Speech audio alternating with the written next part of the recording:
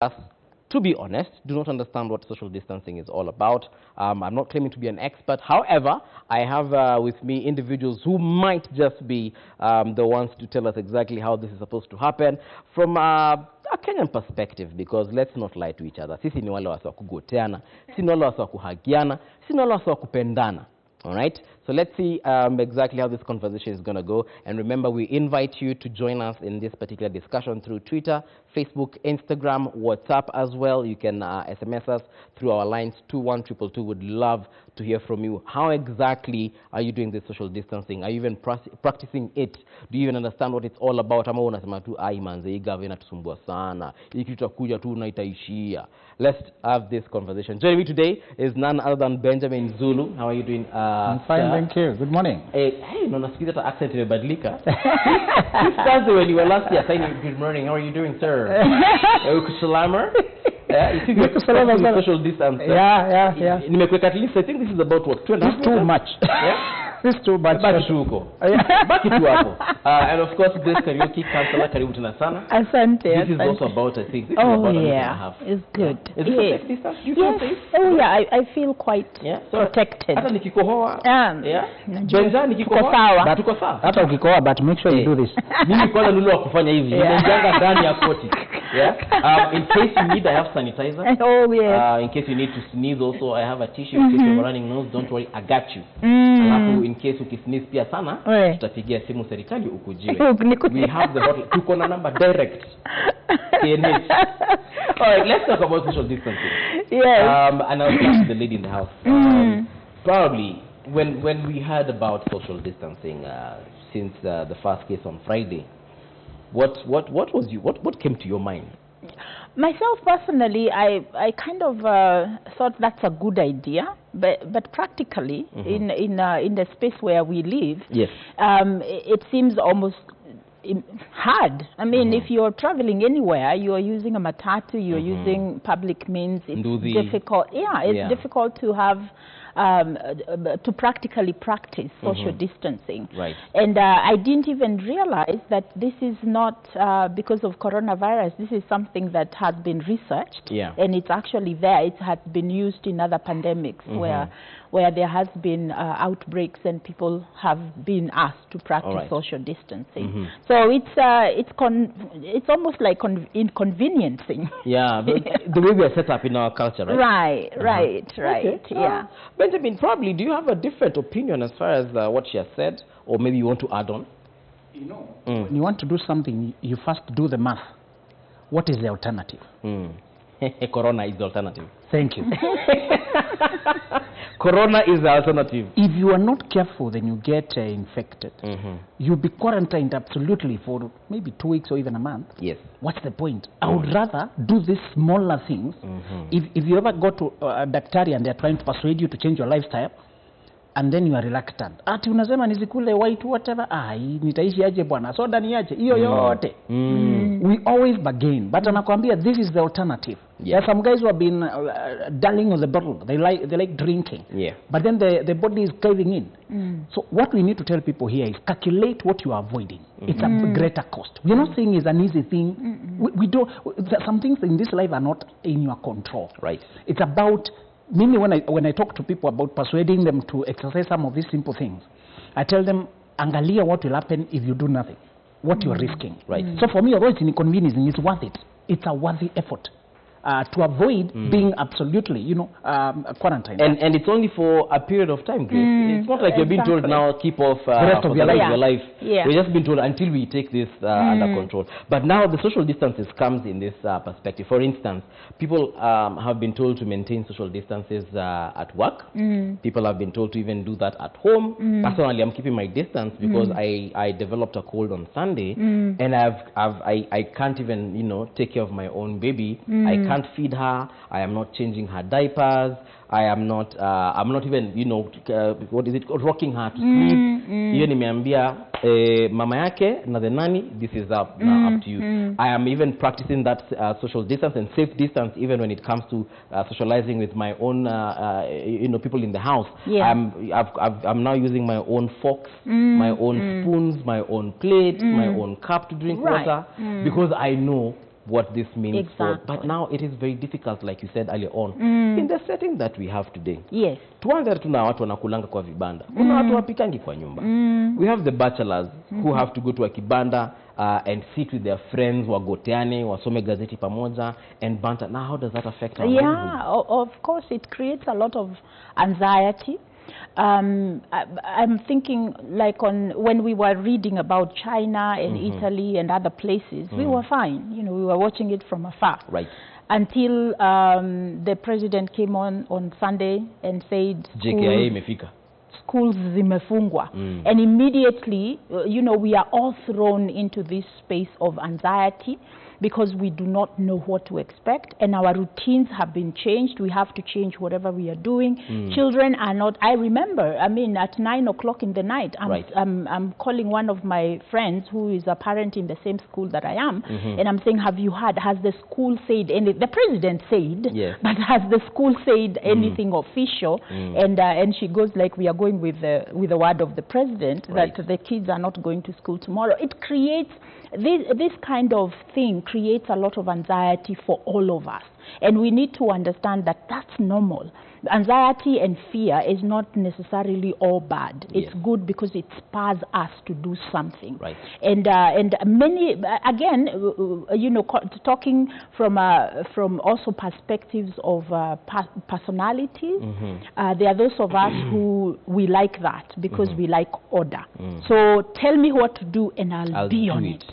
But then some of us, we hear it and we are going like, really, do we have to? I mean, is it wacha tugoje tu tuone vile mambo itaenda? You know, we are averse to change. Change comes harder for us. And I think it's important for all of us as we are going through this process, first of all, to be self-aware, but also to understand the people that we are with, and from what Zulu said, to also count the cost if we don't do anything, or if we do continue doing something, what could happen. There is also the issue you talked about, even being in the home. There is also people who have nannies who come from outside, so they don't stay in the home.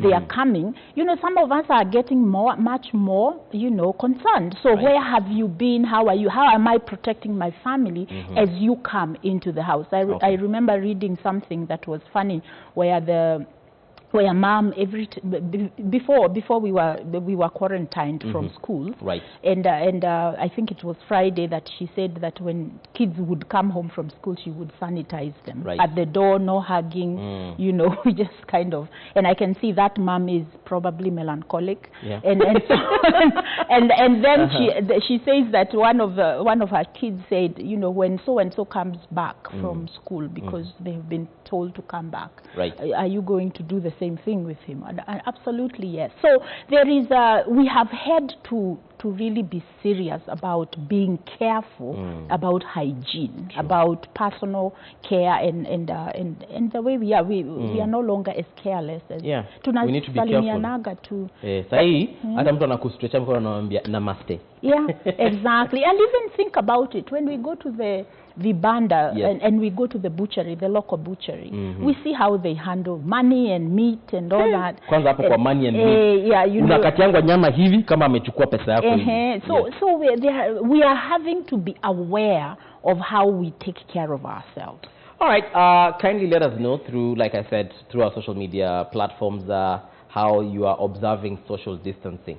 So, question of the day, are you observing social distancing? Are you observing social distancing? Kindly let us know on Twitter, Facebook, Instagram, and WhatsApp as well. You can also call us on the line. Tell us how exactly you're observing it. Have you quarantined your wife? Have you quarantined your husband? Have you stopped seeing your klande? Kwanza hiyo ndio muhimu sana. Have you stopped seeing your klande mwenye unananga kumuona kila wakati, sijui ni Mombasa ama ni Kisumu? And maybe Benja. Yes. Tukiongelelea hiyo story, you know, because now I think this quarantine and distancing has now brought families even together, because even your klande is telling you, my friend, leo nisikuona. Hata football. So you have to kuambia wife unaenda kuwatch futa in the name of going to see your klande. Now, and then there is some places that are closing clubs. So you can imagine a man whose life was clubs and football. Yes. I wanted to say something general about fear. The only way to overcome panic, because there are two paradigms, Mbuvi. Yes. On one extreme, you have fear, which is paralyzing. On the other one, you have faith or courage, which is energizing. When you see a problem like now, an outbreak, coronavirus, I told people the other day that historically, people who made history in life took advantage of bad times. Right. Like in 1665, there was an outbreak like this in London, and Cambridge was closed, and students were sent to their country. Was it the Black Plague? Yes. Among them was Isaac Newton. He had been struggling with some mathematical problems, so he carried books to go study during the isolation. Right. They thought it would last 2 weeks, 3 weeks. It lasted 20 months. And it ravaged. There were many deaths. But for him, he immersed himself in studies. You know, it's during that time that he made the most important innovations in his life. Discoveries, yes. Yeah, about optics, about mathematics, about mechanics. And people consider those 20 months to have been the most concentrated period of scientific thinking in human history. Wow. Yet the rest of the world was gripped in fear. I wanted to invite people to consider this time that now that there are some activities that are going low, what has been hanging that you can immerse yourself in? Yes. Yes. What you need to do, you're not being reckless, you're not being careless, but I want people get the facts, go to the solid facts. Stop consuming rumors around people forwarding things about this. Go to the validated and the most confirmed information, reliable sources, get the facts. Then take practical precautions. Yes. Yesterday I went to the kibanda nikapata, wanunua nyanya na unajua watu wanashikashika wakichagua. So nikauliza muuzaji, where is the sanitizer? Kasema kuna maji enda uoshe hapo nyuma. Kwambia nikajua I will not buy from you during this period. Yeah. Nikaenda kwa I would rather go to the supermarket where they are sanitizing everyone who goes to touch, because now vegetables utaosha na sabuni ukinunua. Some don't even cook ni kachumbari. So it is coming from direct to my So I said you also need to I'm taking practical precautions around my life to minimize exposure. Right. Exactly. To minimize my own exposure. You are social distancing from people and also from careless those things that people supply you with. Yes. I go to the meat guy and I query him, where are you holding money and meat? Where is your brain? Yeah. Where is your brain? You need to have someone to handle the money as you handle the meat. So I've found others who are very creative. The hand that is handling money is not handling meat. I'm a gloves. I could see some guys who have been creative. Yeah, they're trying to be responsible. Yes. So I'm asking people not only social distance, but social distancing is also for your personal protection. Right. Because you have a mission to accomplish in life. But the opposite is this: if you grind to a halt because of fear, and you stop doing everything, you see the years assigned to your life are still fixed. Not a day will be added to your life because you spend some days paralyzed by fear. For sure. Don't bring your life to a stop. Yes. Take precautions, but please keep on moving. Let's learn from Isaac Newton. He did the most important work when people were grounded in fear. Another thing, Bobby, I can help you is all your competitors, all your opponents, guys you're trying to emulate, all of them are moving. So don't stop moving. Just put things measures in your life to protect yourself, but by all means, don't give in to the emotion of fear. Yeah. Just take precaution, but launch with courage. Continue studying, continue learning, continue advancing yourself. That's the best way to use this period. Don't what is the next announcement? You are stuck in panic mode every single day. And they are all fear is paralyzing, Yeah. but faith is energizing. Wow. Believe your life has a mission, and despite whatever. And I told one person, Kenya, the world will never be totally secure. Before coronavirus, we had BBI. We had some anxiety about BBI. Before kulikuwa na local. It has been now overtaken by another. Before that, there was local. Before then, before the handshake, there was elections fever. Before then, we had to see. Before then, Garissa. Before this world will never be totally secure. It's about learning how to take the measures to keep yourself relatively safe, to do practical things to protect yourself, but keep on moving, please. Just keep on moving. Well, right. It's a funny thing you has mentioned locusts, because suddenly the locusts have disappeared. Zimekufa na COVID-19. Zimeenda quarantine. Self-quarantine.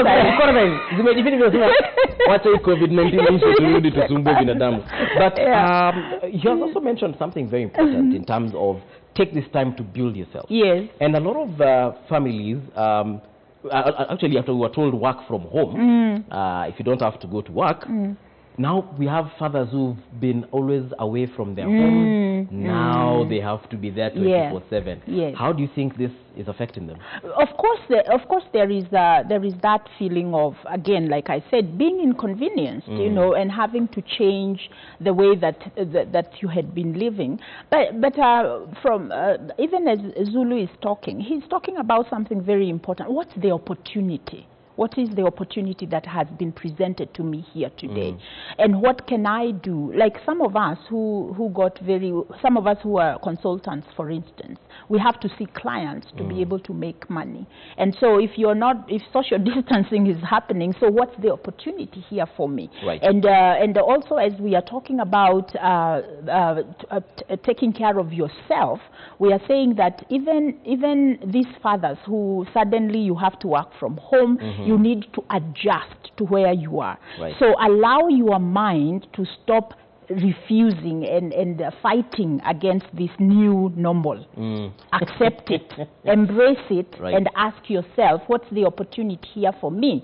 The opportunity here for you is to reconnect with your family, is to offer leadership in this family, is to be able to be creative with your children, so that the family can now use this time to grow. Now, we also need to also caution people that depending on, so you are an introvert, your spouse is an extrovert. They still want to go and meet so-and-so at TRM. And you are saying, no, we cannot do that. You can imagine the conflict that will grow out of that. So what we want to say is that the anxiety that is created by this time should not break us apart. Let's make promises to each other that no matter what anxiety we have through here, we will disagree, but we will agree to be kind and loving towards one another. I am not going to make you the problem. Because you see, the thing is that we are already triggered.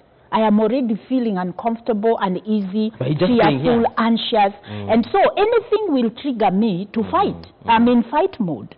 And so we are in this arousal state, and we need to be very careful, because little things are going to become huge things because of the fact that we are confined. And can I pick up something there? Please do. What she calls triggered. Yeah. You know, triggers don't introduce what is tormenting you, they just turn it on. Yes, exactly. So, now, if you had a fear of death that is so big, now when you hear about COVID-19, that fear of death is triggered. Yes. Let me mention that. We need to change. Some people fear death more than they love life. That's a little bit philosophical. Yeah. But they fear death more than they love life. Yeah. They try to avoid dying more than they try to live. So, I want to invite us one thing. You must confront that death is not something out there that will come and kill you. Death is an inner timer, a countdown inside of you that is working on yes. From the day you were born, a day was assigned for you to exist. There was entry, exit. You have this amount of time. The only antidote to fear of death is a sense of urgency. I have a work to do. I only have so much time. Yes. That one, just like a well-spent day brings a restful sleep, so a well-spent life brings a restful death. If you know you're making it sound so beautiful, like I know. Die with so much sight, like ishi ndio kufe vizuri. Because really, this fear of COVID-19 is related to fear of death. Many people, and we need to announce that COVID-19 is not Ebola. It's not a death sentence that you keep after you are done. It's like severe flu. You will have symptoms, you'll have, but most likely it's 97% chances of surviving. Yes. Right. It's only killing 3% so far. Yeah, of the total infection. Yes. Okay. And those who are dying mainly had compromised immunity. They have other comorbid conditions, age and all that. We're not being reckless, but we are saying this. Please embrace the time you have so that you can keep on moving. Because I realize those people are always imagining accident, death here, death there. When any scare happens. Demons. Actually, let's just take a look at what's up here in regards to social distancing. Remember, we told you that you can reach us through our WhatsApp number, Facebook, Twitter, Instagram, Quote. We are live and direct. Okay. Typical Kenyans waiting for things to be worse to act up. The government should be thorough everywhere. 14 days lockdown, door-to-door checkup. Provide necessity for every Kenyan for a 3-week lockdown. Test each person suspected, lest it's still gonna spread. Is this the panic you're talking about, Benjamin? Very good. Now, this is a person who is always going extreme, and I want to invite us to know that we cannot stop life. Even when you don't get, there's an accident that happened, but you don't get news. Okay. A serious accident along Mombasa to Nairobi. Some people passed on. So I don't want us to go to the extreme, asking government to give people money and asking them to stay in the house. Where's the government getting the money again? Government is getting money from us, from the economic activities. So let's not go to this extreme and wishful thinking. This solution can only come from government giving everyone 20,000. This is the solution. We are the solution. Well, let's take a call from Kagwema as well. Kagwema, good morning. Hello. Hello. Hello, Kagwema, habari yako? Habari ya bubu ya habari salama sana. The topic of social distance is very important and very good. Thank you very much. And I want to agree with the two psychologists because it's all about psychology. Yes. But when you hear too much about coronavirus and all that, I agree with what Zuru is saying that you can fail to live and you can discover a lot of things in times like this. You are going to realize a lot of your potential. Right. And again, it depends on your personality, as Kariuki said, the marriage counselor. Me and my son, when I like moving out, I have a lot of difficulties trying to stay in the house because my personality likes moving and interacting with people. Okay. So it's a question of understanding yourself. But yes. I agree that you have to move out, but you know what you are doing and you take care. Okay. Otherwise, coronavirus should not imprison us, it is not death. We should live. Time is there for dying and time is there for getting born, okay? Okay. Congratulations to the two psychologists. They are doing a good work. Thank you very much, Kagwema. We also have Patrick from Nairobi. Patrick, habari yako? What is your question or comment? Now, in regards to social distancing, now if you look like a city like Nairobi, now it's not even practical at all. The city is already crowded. Okay. So observing social distancing, Sidani, it would be a solution. Maybe what the government would do, just comply with what the World Health Organization said about testing. Now, testing would make more sense because we would install testing areas both at the urban centers, huko mashinani, so that at least people can begin to test and get actual figures about the COVID-19. Otherwise, social distancing, I don't think it would make so much sense. Okay. Maybe the protective measures such as instead of using hand sanitizers because we are going to touch services, why don't you wear on gloves and masks? Of which here in Kenya I think is business as usual. Nobody is caring so much about gloves and and putting on masks. Patrick, let me ask you, Yes. Are you practicing social distancing yourself? For me? Yes. Now, how is that even possible? I have to go to work, I have to board matatus. How is that even practical? Okay, so you're not working from home. Where business for you is usual. Sasa, hii vaccine itapatikana next year. Unaniambia nikae nyumbani for a whole year. Okay, Patrick, thank you very much. All right. Okay. Yeah, and that is really the practical is that again there are some of us who will not be able to practice complete social distancing. Just like like he's saying, okay. if you're just a second, actually, sorry, I need to take a call from Joshua from Sotik. Joshua, good morning. Good morning, sir. How are you doing, sir? I'm fine, sir. Thank you. Yeah, what is your question or comment? My comment nilikuwa naangalia kwa Kenya hapa haswa hivi. Watu wa kusema sana lakini sio matendo. Okay. Kwa mfano, let me take an example. Wakati wa Women's Day, yes, kulikuwa na in Uganda they started earlier. Yes. 1 week earlier, mambo ya greetings, but in Kenya ulikuwa unapata Uhuru na Raila wanasalamiana wakati wa Nyayo Stadium. Handshake. Yes. Na Uganda walikuwa wamesimamisha mapema. So in Kenya tunasema sana lakini matendo tuko mbali zaidi. Okay. Yeah, that is my maoni yangu. Asante sana, Joshua.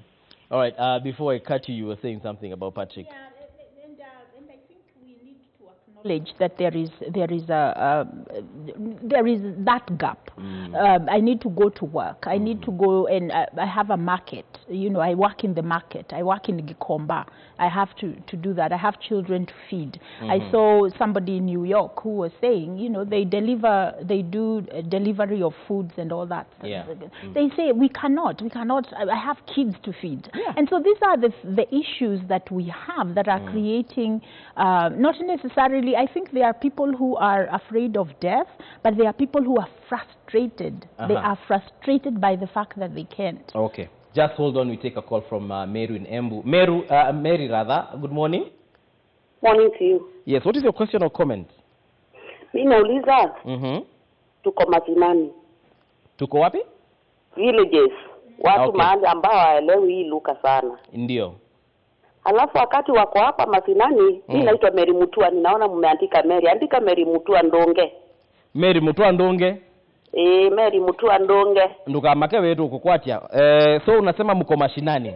Andika Mary Ndonge Mutua mama nala mogelele na kula sa kipila cha women rep nikenda male wanukoloko makulilia makuli. Okay. Yes, Mary Mutua Ndonge.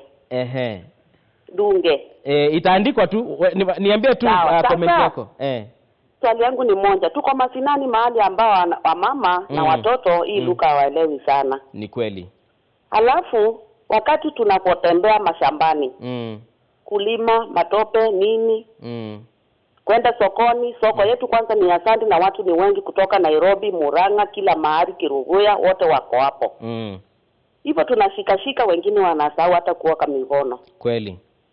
Na wakati ya vaccination ya watoto, doctors huwa wanatembea na daktari wanatembea around kuinform watu ile ugonjwa iko. Kweli. Hii ni kama outbreak sasa. Na unajua wakati tuko na outbreak ya kila kitu, hata marendio masinani nini wanatangaza. Yes. Hii kitu inafaa kuwa wale ambao hawaelewi, na kuko wengine wako mahali ambao hawana TV, hawana radio. Ndio. Na watu ndio wanatembea na wale wengine. Sasa hao watu watakuwa wanajuaje na wataelezwa namna gani na wataweza kufaa kuwa namna gani? Mimi ningeonelea tukekuwa na daktari wenye wako areas wale wako na hospitali ndogo kama zile za kijijini. Kutolewa at least madaktari ambao wanaweza kutembea wakiwaelezea penye kuko, sababu kama hatutafanywa namna kuko wengine ambao hawatajua ni nini kinaendelea. Asante sana Mary. Thank you very much. That is Mary Mutua Ndonge. I think amesema she's vying for a seat somewhere. So mkimpata pale mpatie kura tafadhali. That was free advertisement. Now she has mentioned something very important actually about people in the mashinani. People who don't understand anything else apart from vernacular. Is that information reaching them? Right. Do we have people who are actually speaking to them in the language that they understand? Let's take a break as we ponder on that particular note. But when we return, remember, we're asking you about social distancing. Are you observing it? How are you observing it? Is it making sense to you? Is it inconveniencing? Please let us know on the numbers on your screen. We'll be right back.